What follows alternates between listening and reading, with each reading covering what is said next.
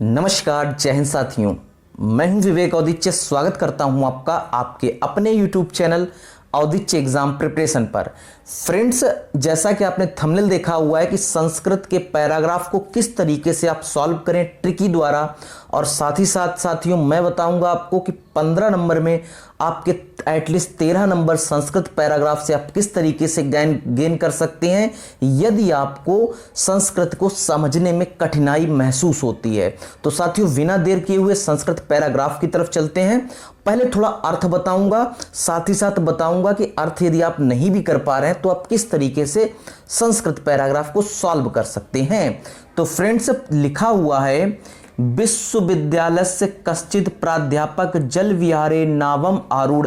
बहुत सरल पैराग्राफ है ये और बहुत ही इंटरेस्टिंग पैराग्राफ है। मैं आपको बता देना चाह रहा हूं सीटेट के जितने भी अभ्यर्थी हमसे जुड़े हुए हैं कि संस्कृत में जो सीटेट का पैराग्राफ आता है बहुत ही सरल और सहज आता है, बशर्ते आपको कुछ कहानियां पहले से पता हो। तो आप सिर्फ रीडिंग करेंगे तो आपके कुछ ना कुछ उसमें से अर्थ आपको पता चल जाएगा। तो लिखा है विश्वविद्यालय से, आपको पता होगा विश्वविद्यालय, तो लिखा है सही से। कश्चित मतलब है कोई, प्राध्यापक जल विहार के लिए, नावम मतलब नाव में, आरूढ़ मतलब होता है बैठना।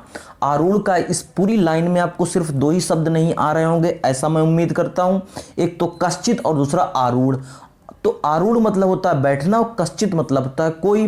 तो विश्वविद्यालय का कोई प्राध्यापक जल विहार करने के लिए नाव में आरूढ़ बैठा।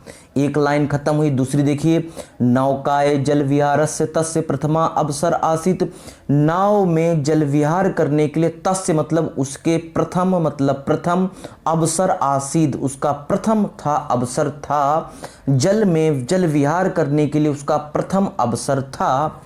तत् मनोरमान दृश्य दृष्टवा सा नाविकेन अपृच्छत भो नाविक। वह उसको नदी में बहुत मनमोहक चित्र दिखे, उसको मछलियां दिखी, बहुत सारी लहरें दिखी, तो उसका मन मोहित हो गया। किसका हुआ? प्राध्यापक का हुआ। फिर क्या कहा प्राध्यापक, क्या बोले? अब देखिए, प्राध्यापक ने अपनी पढ़ाई को लेना, नदी के जो नाविक था, जो नाव का चला रहा था, उससे अपनी पढ़ाई, अपनी योग्यता का परिचय देना प्रारंभ किया। किस तरीके से दिया है? भो नाविक, भो मतलब कि हे नाविक, किम भवता कदापि घटितम पठति। किम क्या, भवता मतलब आपके द्वारा गणित पढ़ा गया का, क्या हे नाविक, भो मतलब हे नाविक, क्या आपने कभी गणित पढ़ा?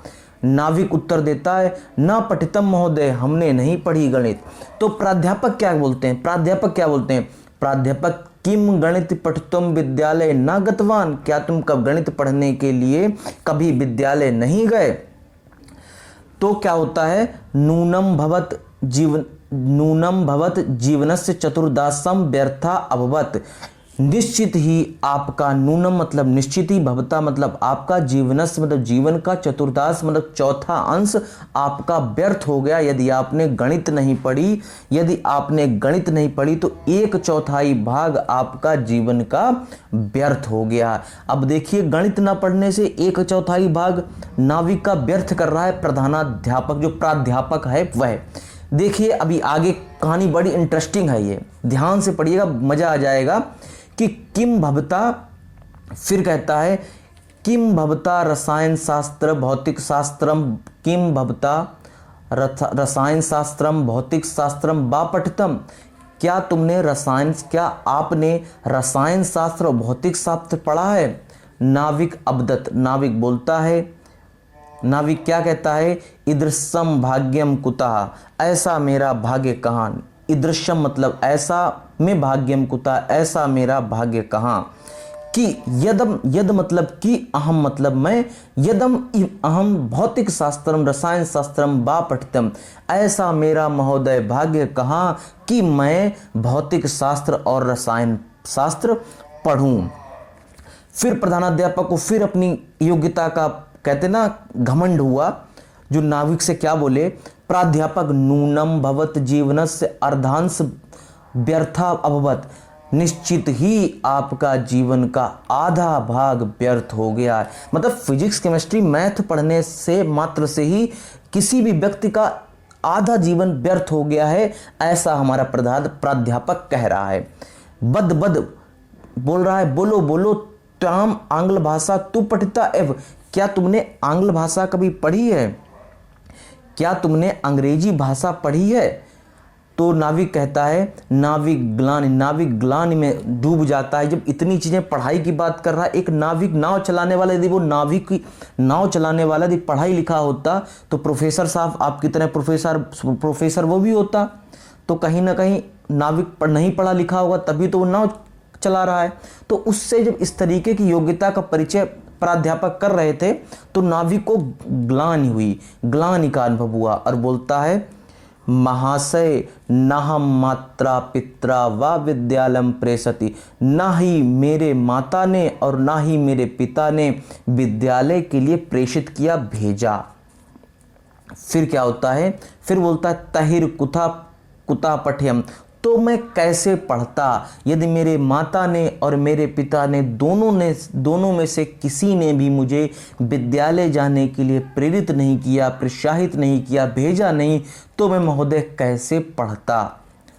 फिर आता है प्राध्यापक, फिर बोलते हैं तहिर तब जीवन से त्रयो भागा व्यर्था, मतलब फिर अध्यापक कहते हैं तब फिर तो तुमने अगर फिजिक्स केमिस्ट्री मैथ भी नहीं पढ़ी और साथ साथ इंग्लिश भी नहीं पढ़ी तो आपका जीवन का तीसरा भाग भी व्यर्थ हो गया, यानी कि आपके जीवन के 3 भाग व्यर्थ हो गए। अब आप बात आती है नेक्स्ट पैराग्राफ की बात करते हैं। नेक्स्ट पैराग्राफ में आता है कि अत्रांतरे नदी जलवार्तन समायातम, फिर क्या होता है तब नदी का जलावर्तन, मतलब जल में नदी जब कहते गोल गोल घूमता है, नदी घूम रही हो या जल में बहुत तरंगें उत्पन्न हो रही हो या ऐसा प्रतीत हो रहा हो कि नदी डूब रही हो। अत्रांतरे नदी जलावर्तन समायातम तदा लहरिणाम बेगिन, तब लहरों के वेग के कारण नाव कांपने लगी, नाव अकंपते, तदा लहरिणाम बेगने नाव अकंपते, नाव कांपने लगी। फिर क्या हुआ, नाव जब कांपने लगी तयो पश्चात एव नौका जलेन पूरिता जाता, तयो जले पश्चात एक एव नौका जलेन पूरिता, इसके कारण पश्चात नाव जो है वह जल से पूरी तरीके से भरने लगी।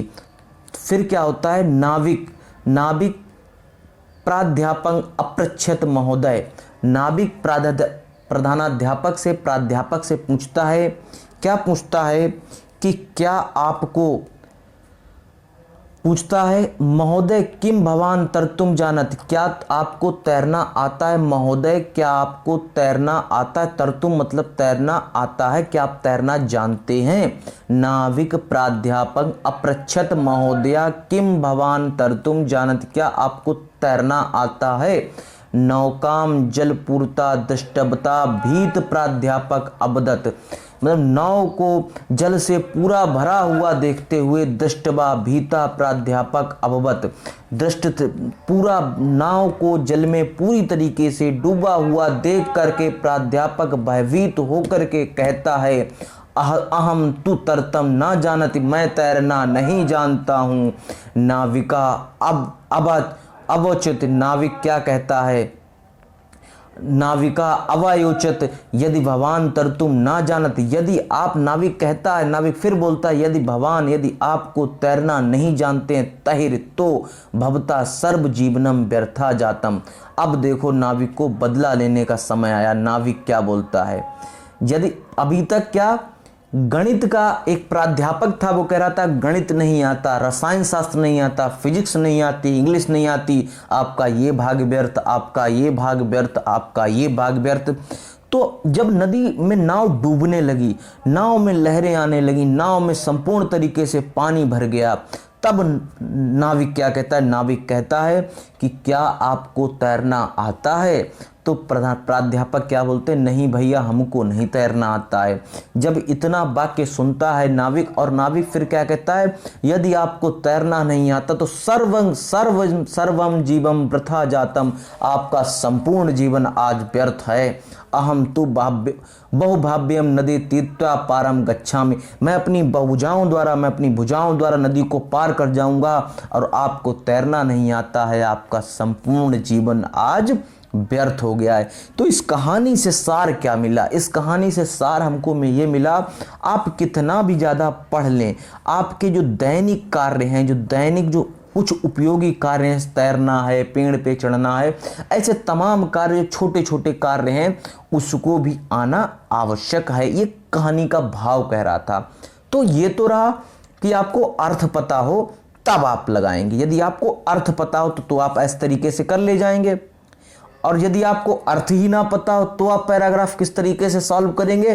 तो अब करते हैं उस तरीके से पैराग्राफ सॉल्व जिस तरीके से आपको अर्थ ही ना पता हो।